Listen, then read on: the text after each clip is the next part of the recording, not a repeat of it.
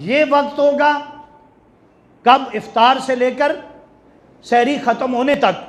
فرمایا اے محبوب مکرم صلی اللہ علیہ وسلم، یہ ہم آپ کی امت کو عطا کر رہے ہیں، یہ خاص عطا ہے، انعام ہے آپ کی امت پر۔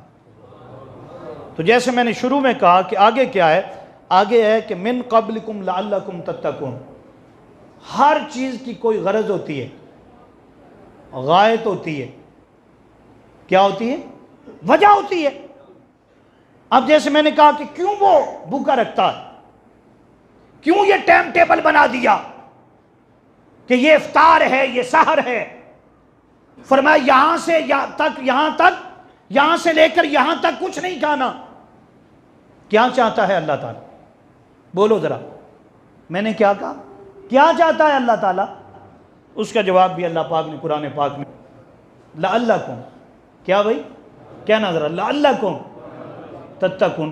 اللہ یہ چاہتا ہے کہ تم پرہیزگار بن جاؤ۔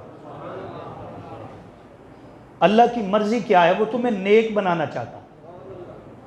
اگر تم نے نیک نہیں نہ بننا تو روزے کا مقصد ہی کوئی نہیں۔ روزے کا مقصد ہے، فلسفہ ہے رمضان المبارک کا۔ کیا ہے؟ فرمایا تیرا اللہ چاہتا ہے کہ تو کیا بن جائے بھائی؟ بولو ذرا سارے، کیا بنے؟ اب میں اس کی مثال